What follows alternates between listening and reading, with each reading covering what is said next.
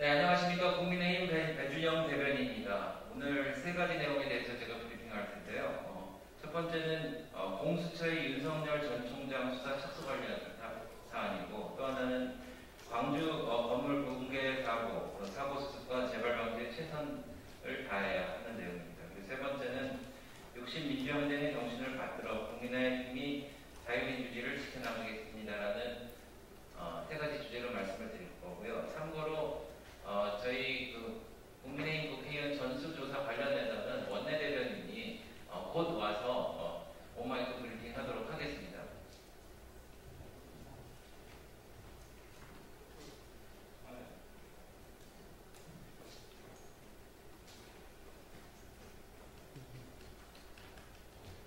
공수처가 윤석열 전 검찰총장에 대한 수사를 착수했습니다.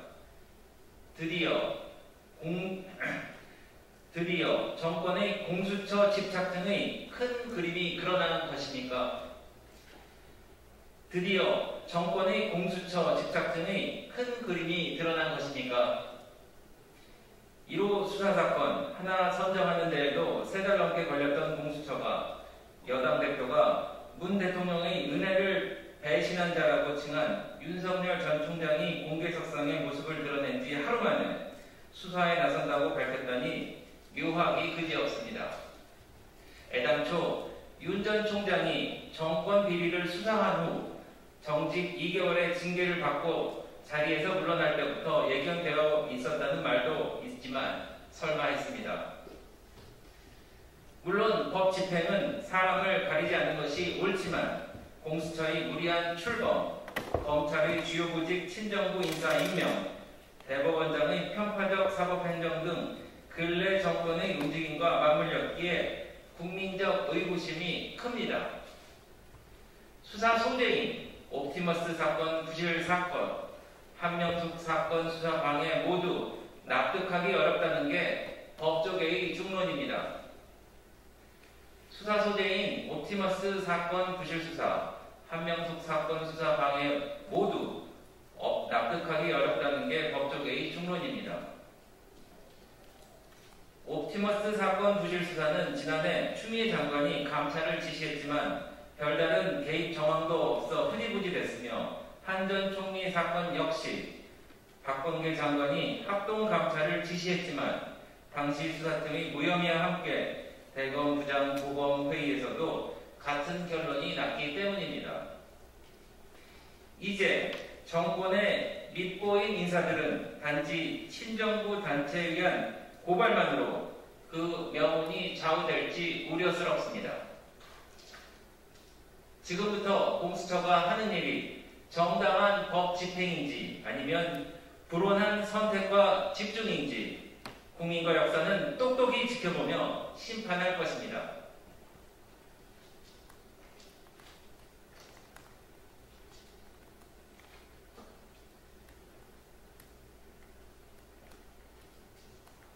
광주에서 일어난 건물 붕괴 사고로 갑작스레 목숨을 잃은 9분의 명복을 빌며 유가족분들에게도 깊은 위로의 말씀을 드립니다. 아울러 중상을 입고 치료를 받고 계신 8분도 하루속히 쾌차하시길 간절히 바랍니다. 위험 부담이 큰 작업임에도 점검 및 관리가 부실했을 뿐 아니라 사고 당일 붕괴 이상 징후가 있었는데도 작업자들만 대피시킨 후 별다른 후속 조치가 없었다고 하니 이번 사고 역시 인재임이 분명합니다. 신의 한복판에서 위험천만한 방법으로 철거 작업을 진행한 것도 모자라 사전에 인명피해를 막을 기회가 있었음에도 내버려 둔 것에 대해 엄중한 책임을 물어야 할 것입니다.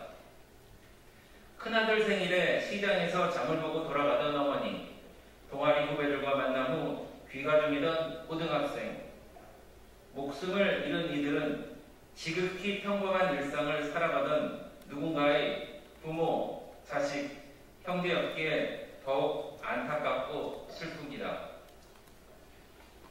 국민들은 마음 놓고 자식을 군대에 보낼 수 없는 상황도 모자라 이제는 외출 같은 일상 속에서도 존재하는 위협에 불안감을 가질 수밖에 없습니다.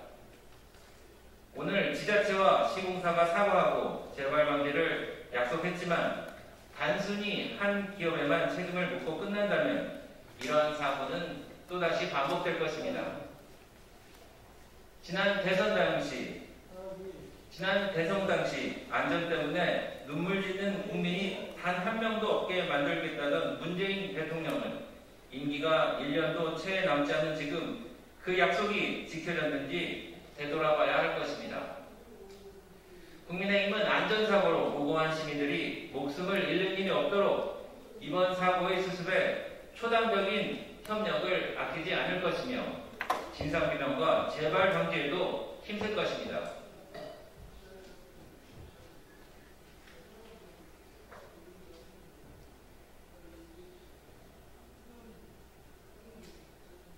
오늘은 60 민주항쟁 34주년입니다.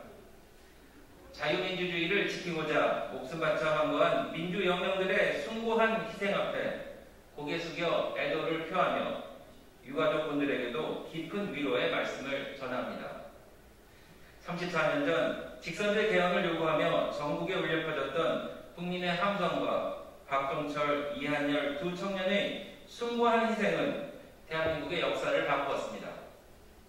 오늘날 대한민국이 산업화와 민주화를 바탕으로 선진국의 반열에 오를 수 있었던 것은 군부 정권에 맞서 싸웠던 민주 열사들이 있었기 때문에 가능했습니다.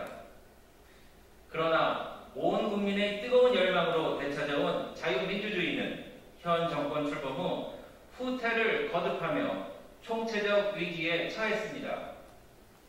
집권여당은 공수처법과 국정원법을 야당 동의 없이 단독 통과시키는 입법 폭거를 저질렀습니다.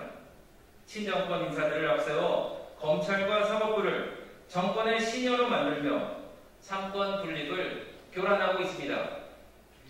대통령을 비난하고 모욕했다고 고소를 하고 처벌하기도 했습니다. 지난 보궐선거 등에서 경험했듯 선거의 공정성마저 심각하게 위협받고 있습니다.